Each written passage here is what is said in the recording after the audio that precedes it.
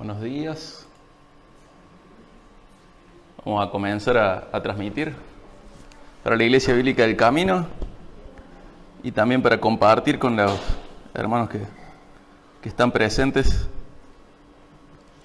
Dios les bendiga muchísimo. Vamos a comenzar la transmisión mientras se van conectando. Vamos saludando y recordando cuánto extrañamos la normalidad.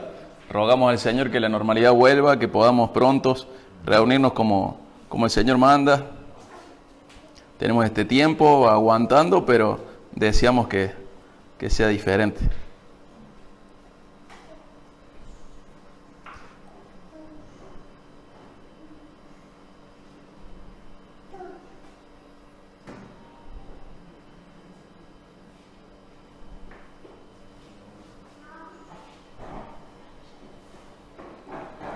Se calcula que un niño de 4 años pregunta hasta 400 veces por día, ¿por qué? Muchas veces es curiosidad, otras veces muletilla, pero están en pleno proceso de aprendizaje, entonces quieren adquirir nuevos conocimientos o entender algo, entonces preguntan todo, ¿por qué? ¿Por qué? Y sus preguntas a veces son muy ridículas. ¿Y por qué los taxis son amarillos? No sé por qué los taxis son amarillos. ¿Y por qué el cielo es celeste? Y sí le puedo dar una respuesta, pero él no la va a entender. ¿Y por qué mamá? ¿Por qué papá? ¿Por qué? ¿Por qué? ¿Por qué? Y muchas veces ellos preguntan por qué. Y luego crecemos y misteriosamente nos acostumbramos a no saber el porqué de algunas cosas. Pareciera ser que en nuestra mente hay un diálogo como ese video viral que muchos de ustedes van a recordar. ¿Por qué? No hay por qué. Y eso nos lleva a aceptar algunas cosas sin saber el motivo. Y recuerdo que mi abuelo, Rubén Franco, a veces se sentaba a filosofar y muchas de sus conclusiones eran muy ocurrentes, muchas eran graciosas, pero una vez él llegó a una conclusión que le hizo enojar. Dijo que cuando alguien respondía a una pregunta de esta manera, no tengo ni la más mínima idea, él decía que muchas veces esa persona mostraba más que ignorancia sobre ese asunto, mostraba apatía, mostraba hasta mediocridad intelectual, falta de interés. No tengo ni la más mínima idea, ni tampoco me interesa saber, ni me interesa aprender, ni no solo soy ignorante, sino que me gusta ser ignorante. Él decía eso y me quedó grabado siendo chico este recuerdo de él. Me hizo pensar mucho, podemos estar de acuerdo o no con él, pero muchas veces pasa de que realmente no nos interesa saber el porqué, y lo podríamos saber, pero no nos interesa saber el motivo de algunas cosas. Y muchos cristianos, yo me pregunto, ¿cuántos cristianos celebran la Navidad, celebran el nacimiento de Jesús, pero no saben por qué Él se encarnó? ¿Cuál es el motivo de su encarnación? Más allá de que sepamos de que muy probablemente no haya sido el 25 de diciembre, es muy improbable que sea esta fecha, pero ya hemos aceptado recordar su nacimiento de una manera especial en esta fecha. Sin duda lo recordamos en el día a día, semana a semana, lo tenemos presente al nacimiento de Jesús, pero es tradición ya de que a fines de diciembre uno lo recuerde de una manera especial, incluso con personas que no creen en Jesús para salvación. Y me pregunto cuántos no saben por qué era necesaria la Navidad, por qué era necesario el nacimiento de Jesús, por qué era necesaria su encarnación. Y no solo muchos de ellos no saben el motivo de su encarnación, sino que a pesar de muchos años de cristianos, podrían decir, no tengo ni la más mínima idea. Y en muchos de ellos no solo estarían manifestando ignorancia, sino también apatía y algo de mediocridad espiritual. Entonces, hoy vamos a hablar de esto. ¿Por qué era necesaria la Navidad? No la celebración, sino el nacimiento de Jesús. ¿Por qué era necesaria la plena humanidad de Jesús? En otras palabras, ¿por qué era necesaria su concepción? ¿Por qué era necesario su nacimiento?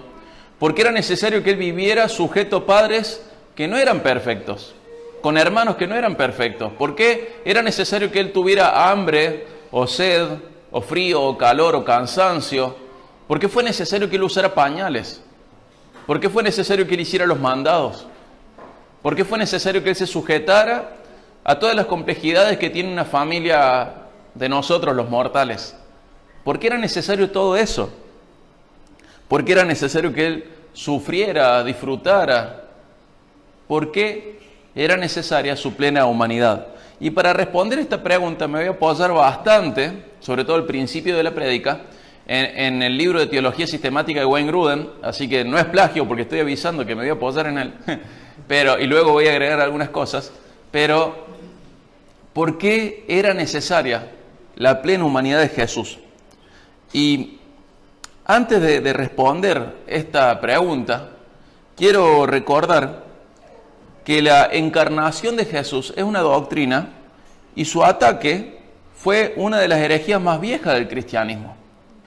Hubo personas que decían que Jesús no se hizo humano, que simplemente parecía humano. Se le puso un nombre a esa corriente herética, docetismo, pero tan importante era esto que el apóstol Juan fue uno de los que escribió contra esta idea de negar la humanidad de Jesús. Siempre es peligroso negar una de sus dos naturalezas. Jesús es 100% humano y es 100% divino. Las dos naturalezas están unidas para siempre en Cristo. Esto se llama unión hipostática, si alguno quiere luego estudiar sobre esto, unión hipostática. Pero eso, el término técnico no es lo más importante. Lo más importante es comprender que Jesús era 100% humano, es 100% humano y es 100% divino. ¿Por qué fue necesaria su encarnación? ¿Y por qué fue tan atacada? Al principio de la iglesia, hace 2000 años, fue muy atacada. Decían, no, Jesús hizo todos estos milagros, aguantó la tentación, no pecó, porque no era 100% humano, sino que parecía humano. Y Juan escribió sobre esto, y fíjense la gravedad. Fíjense 1 Juan 4, 2 y 3. Ahí vemos un poco de la gravedad. Un poco de la gravedad de esta herejía. 1 Juan 4, 2 y 3.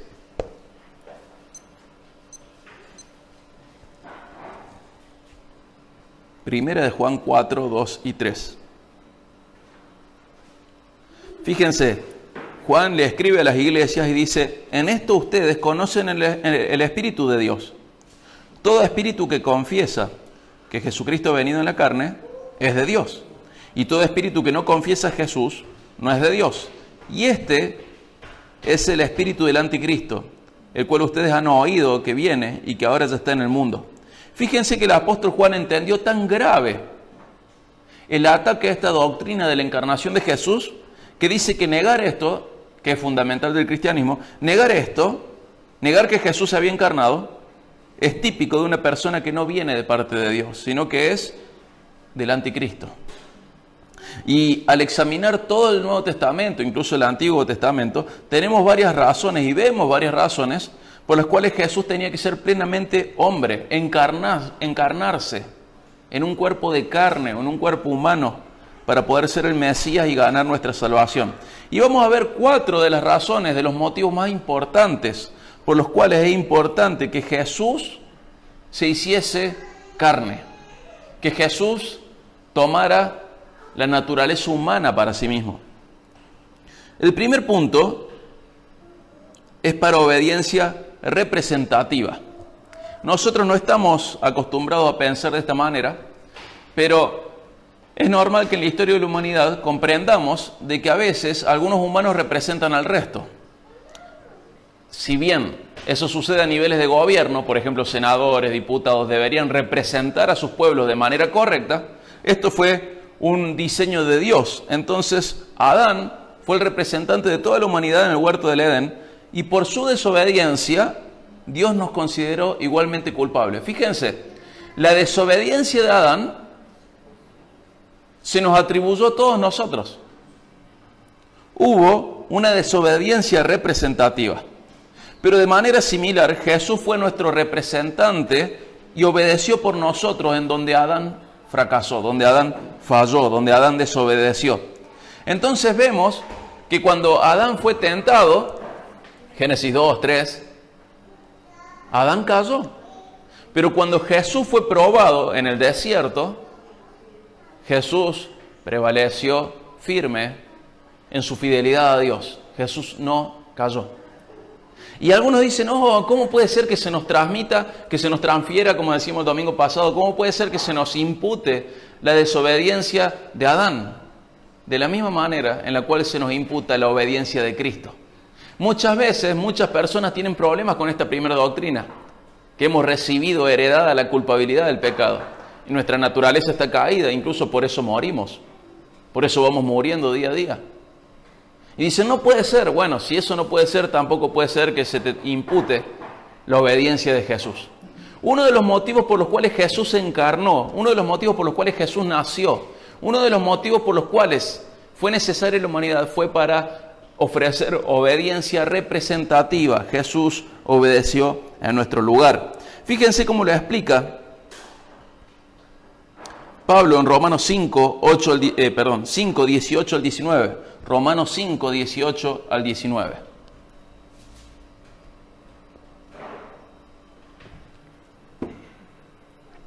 Romanos 5, 18 al 19.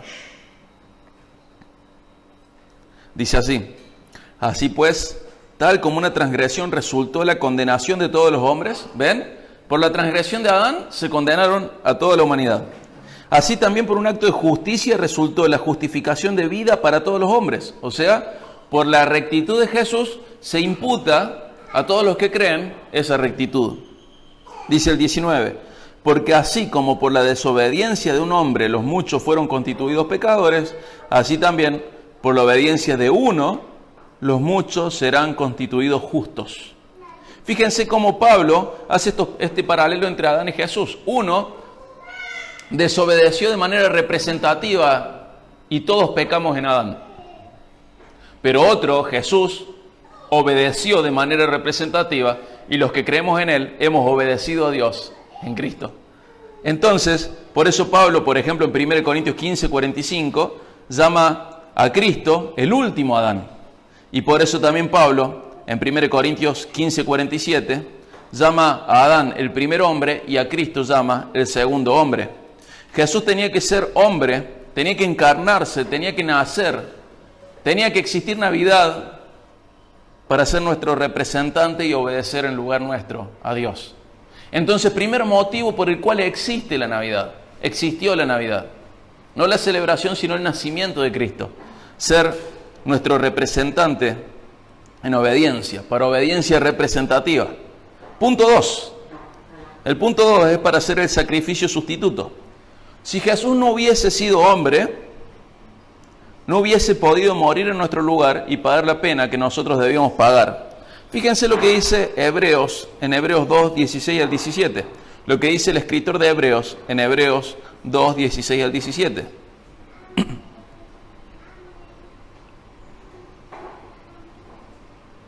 Dice Hebreos 2, 16 y 17.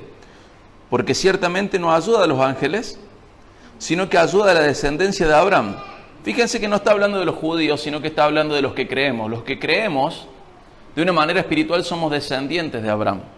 Dice el 17, por tanto, tenía que ser hecho semejante a sus hermanos en todo, a fin de que llegara a ser un sumo sacerdote misericordioso y fiel en las cosas que a Dios atañen, para hacer propiciación por los pecados del pueblo. Fíjense que dice que para salvar un género, habla de ángeles, habla de humanos, para salvar a los hombres, a los humanos, tendría que hacerse como ellos, semejante a aquellos que tenía que salvar. Y fíjense que decía, tenía que ser hecho. Era necesario que fuese de aquel género que él quería salvar. Y es hermoso saber que Dios no decidió salvar a los ángeles, no les dio la oportunidad de perdón a aquellos que cayeron. Los ángeles que cayeron están caídos para siempre y condenados para siempre. Pero los humanos, habiendo caído en Adán, y luego nosotros por decisión propia, hemos recibido de Dios la oportunidad de creer en Cristo para salvación. Y de que Él sea quien se muestra en nuestro lugar frente al juicio del Padre.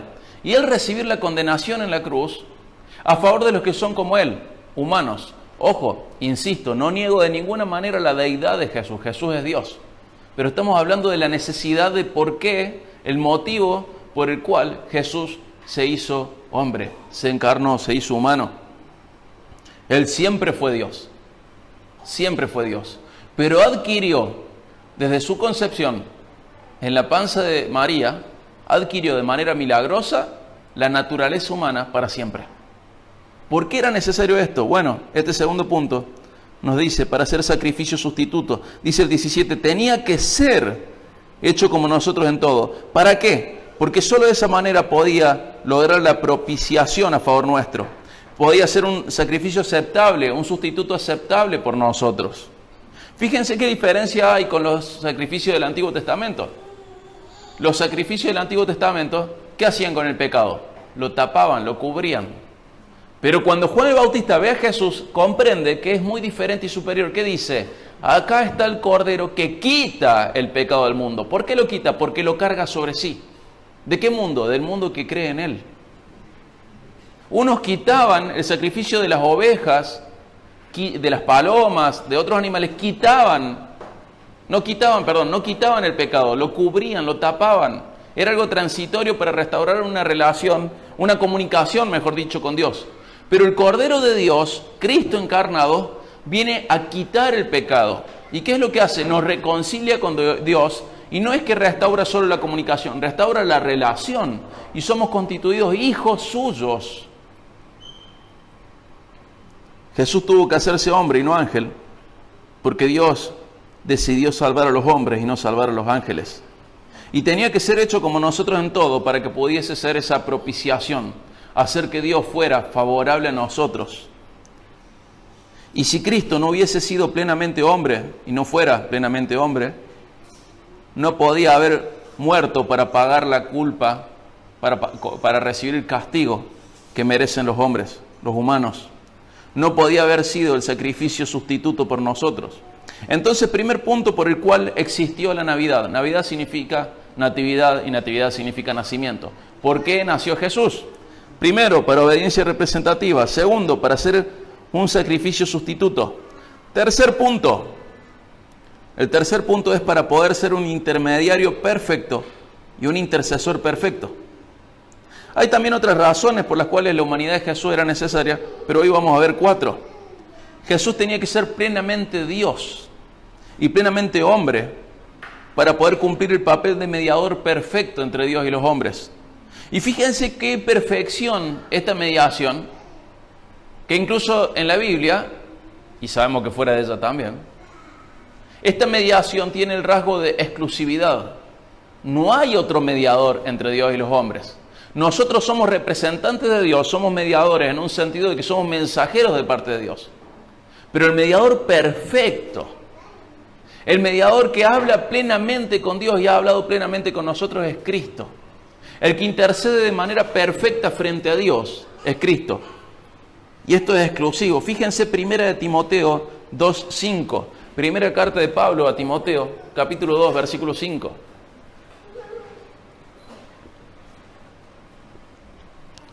Fíjense la exclusividad de esta mediación de Cristo. Es única y es perfecta. ¿Y sabes por qué es única? Porque es perfecta. No hace falta otra. Cristo basta. Cristo basta. Es nuestro Salvador y es el único Salvador. Es nuestro mediador y es el único mediador. Fíjense lo que dice 1 Timoteo 2:5. Porque hay un solo Dios y también un solo mediador entre Dios y los hombres, Cristo Jesús, hombre. Jesús encarnado es el único que pudo, como hombre, llegar a Dios Padre. Es el mediador perfecto. Y la verdad de que Jesús se hizo hombre y experimentó tentaciones permitió que nosotros también sepamos que Él nos entiende más plenamente como nuestro sumo sacerdote. Tenemos que comprender de que Él intercede por nosotros de manera perfecta. ¿Por qué? Porque nos entiende.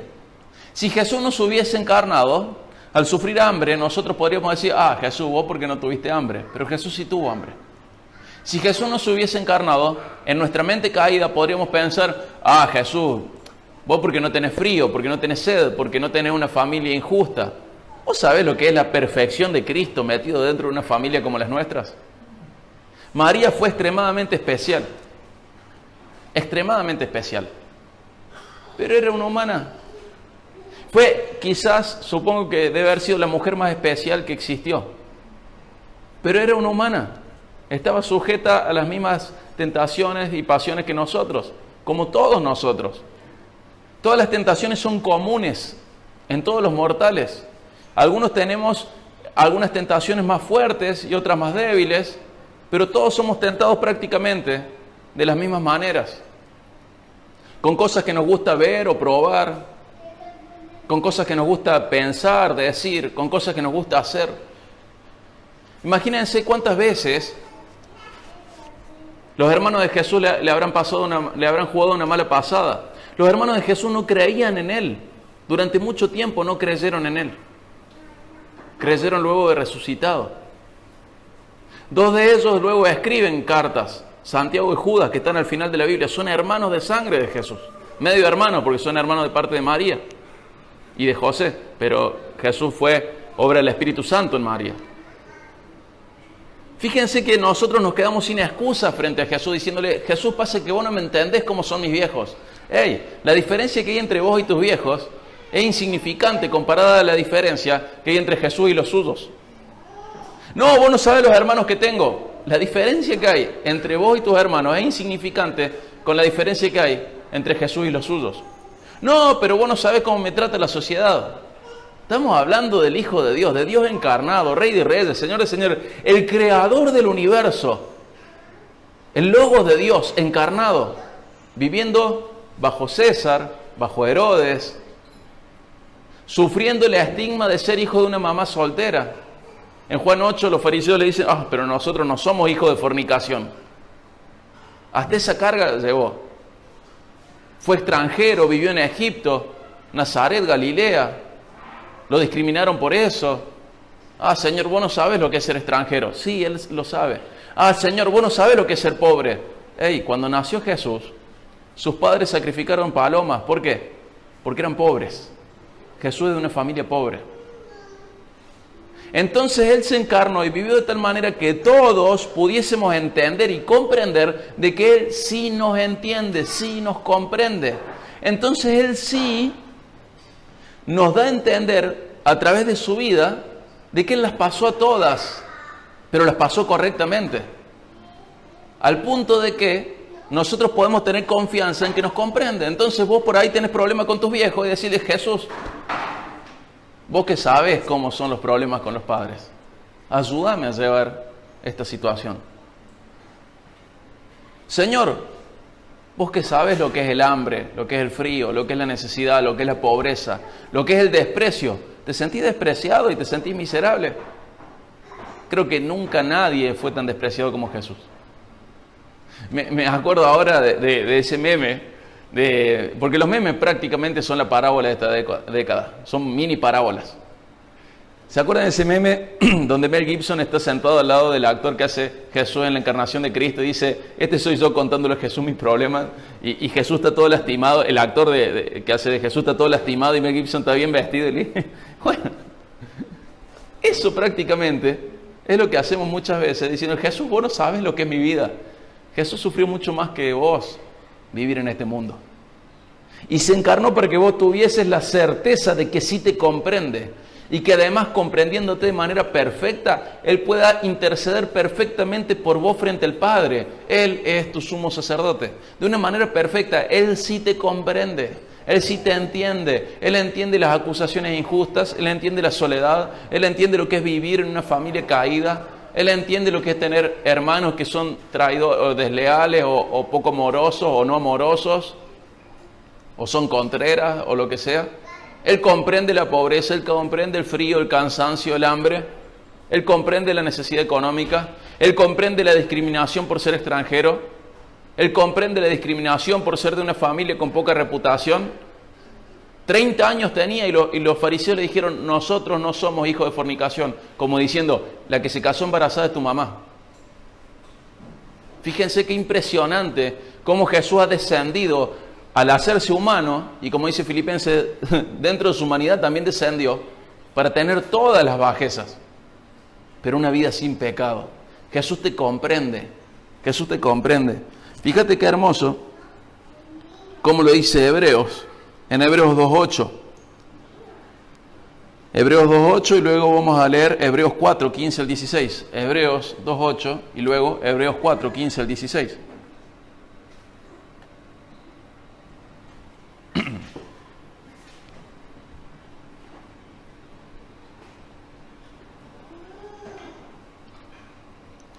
Hebreos 2:8 y luego Hebreos 4:15 al 16.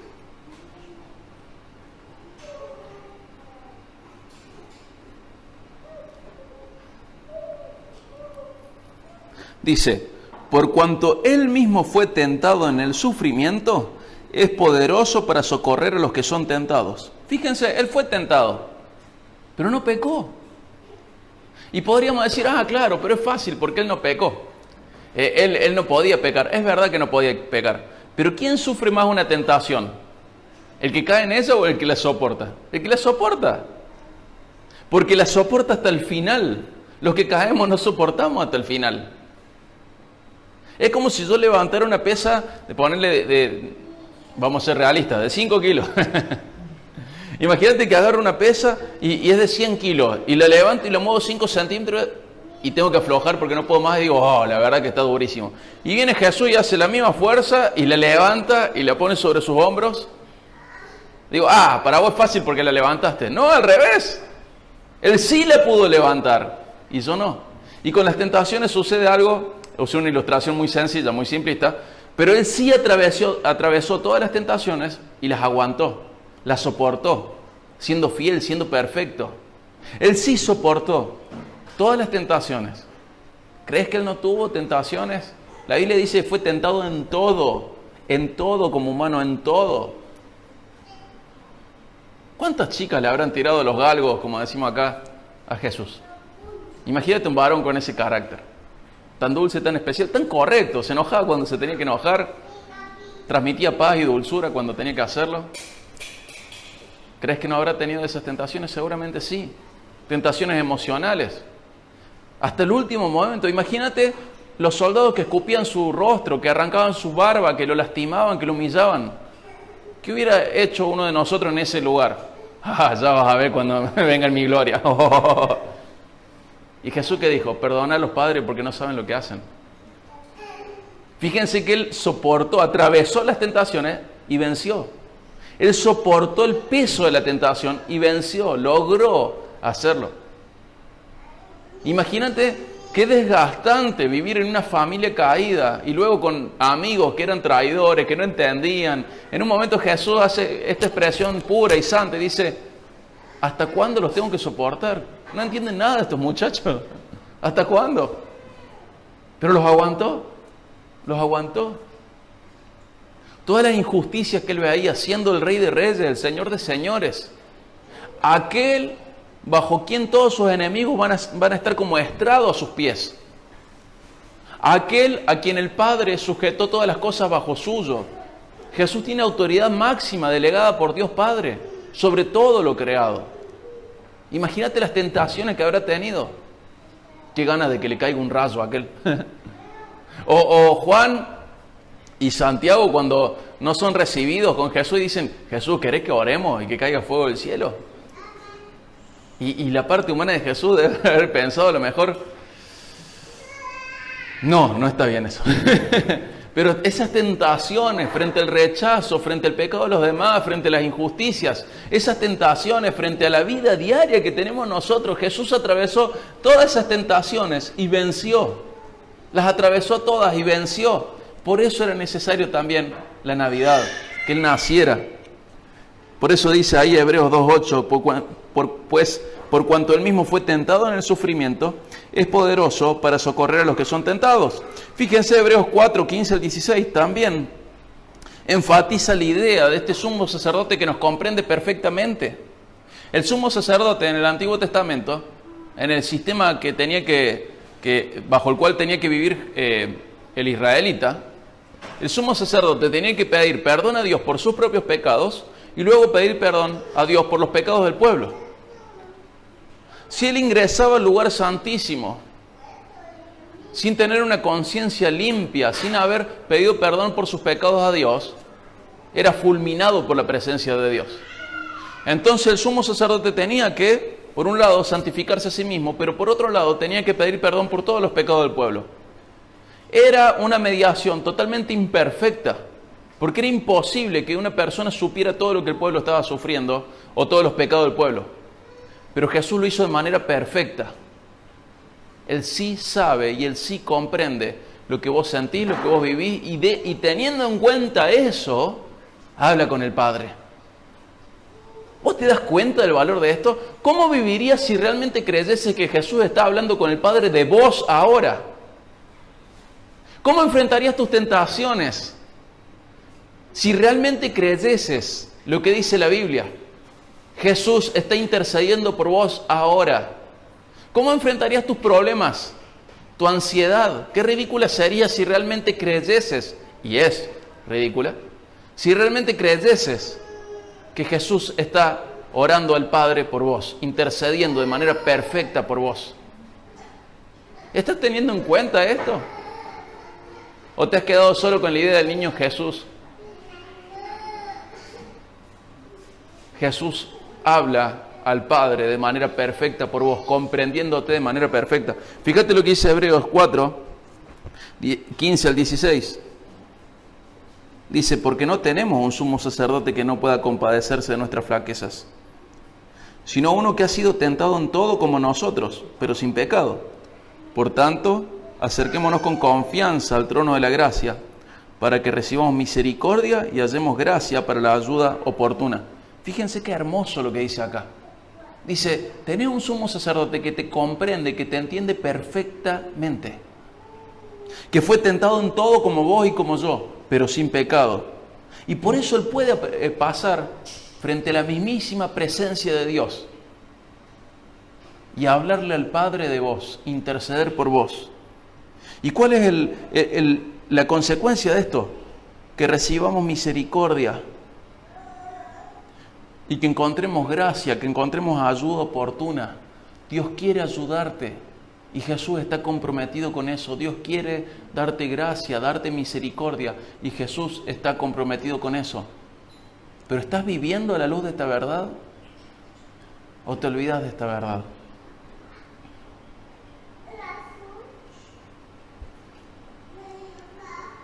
Imagínense qué diferente hubiera sido si la Navidad no hubiese existido. Eso que pasaba con los sumos sacerdotes que entraban frente a la presencia de Dios sin pecado, nos hubiera pasado a nosotros tarde o temprano. Estar con pecado frente al Dios vivo y que el Dios vivo nos fulmine. Pero Jesús, habiendo ganado todo lo que merece una vida perfecta, la atribuyó a nosotros, la imputó a nosotros, de tal manera que nosotros podemos presentarnos frente a Dios Padre sin que Él nos fulmine, sino que nos presentemos a ese trono. ¿Para qué? Para encontrar gracia, para encontrar misericordia, para encontrar ayuda según la que necesitamos. Y el cuarto punto, primer punto fue para obediencia representativa, segundo punto para hacer sacrificio sustituto, tercer punto para poder ser un intermediario perfecto y un intercesor perfecto, cuarto punto para proveernos un ejemplo de vida. Nosotros tenemos que comprender de que Jesús no solo es admirable, sino que es imitable. Él vino a darnos un ejemplo de vida, un patrón para nuestras vidas. Fíjense 1 Juan 2.6. Vamos a 1 Juan 2.6.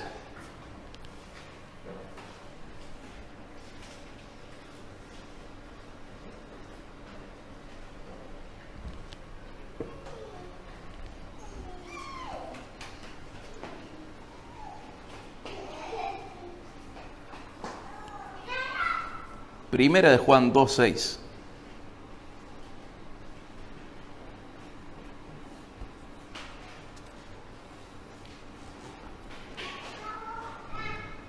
Dice así: el que dice que permanece en Dios debe andar como Jesús anduvo.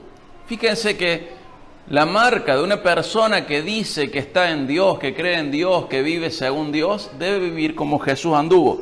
Fíjate 1 Pedro 2.21. Hablando también del sufrimiento, ya vamos a llegar en nuestro estudio sobre Pedro a esto. Pero 1 de Pedro 2.21 dice: porque para este propósito han sido llamados, pues también Cristo sufrió por ustedes, dejándoles ejemplo para que sigan sus pasos. Entonces la vida de Cristo se constituye un molde para nuestras vidas. Sus actitudes, su conducta, su relación con Dios se constituye un molde, una manera de vivir. El que dice que está en Dios debe vivir como Jesús anduvo. El que dice que permanece en Dios debe andar como Jesús anduvo. Entonces, Recapitulando, ¿para qué fue necesaria la Navidad? ¿Para qué nació Jesús? ¿Para qué se encarnó? Todas estas razones apuntan a la vital importancia, a la fundamental importancia de que Jesús no fuese solo plenamente Dios, sino también plenamente hombre, y que de esa manera pudo asegurar plenamente nuestra salvación. Y hoy vimos 4 motivos por los cuales la Navidad, el nacimiento de Cristo, la encarnación de Cristo, fueron necesarios. Para obediencia representativa, para ser un sacrificio sustituto, para ser un intermediario perfecto y un intercesor perfecto, y para proveernos ejemplos de vida. Esto es muy valioso. Jesús tuvo una conducta perfecta en representación tuya frente a Dios. Entonces, ¿con qué tipo de conducta vas a agradecer esto? Jesús es el sacrificio sustitutivo, muriendo en tu lugar por tus pecados. Entonces, ¿cuántos pecados podrías ir dejando ya, abandonando, sabiendo que ya fueron condenados y puedes dejarlos atrás? Jesús es tu intermediario perfecto. Vos vivís esta vida sabiendo que te entiende y que te intercede a favor tuyo frente a Dios Padre. ¿Vivís teniendo en cuenta esto? Jesús es tu ejemplo de vida perfecto. ¿Has comprendido que Jesús es admirable, pero también imitable? Y meto un último punto antes de cerrar y buscar Juan 10:10. Este es el último punto.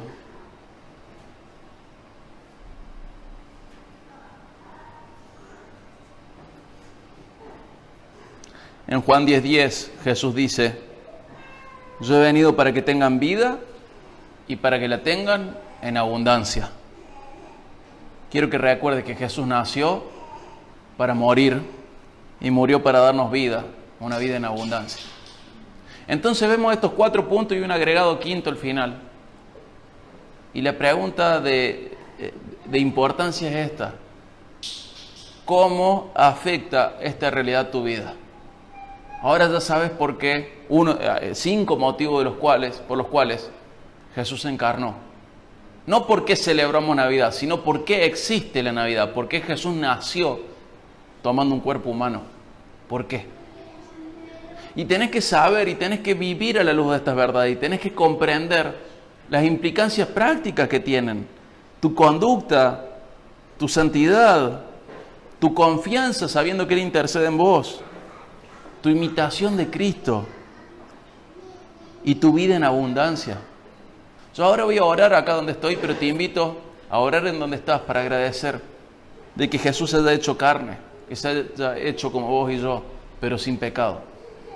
Yo voy a orar, pero te invito a pensar en esto y reflexionar y ver cómo esto tiene que afectar tu vida. Jesús se encarnó para ser representante tuyo con su obediencia, ser tu sacrificio sustituto, ser tu intermediario perfecto y tu intercesor perfecto, y ser tu ejemplo de vida. Jesús nació para morir, murió para darnos vida, y esa vida es en abundancia. ¿Sí? Dios te bendiga muchísimo en esta mañana. Vamos a orar para finalizar.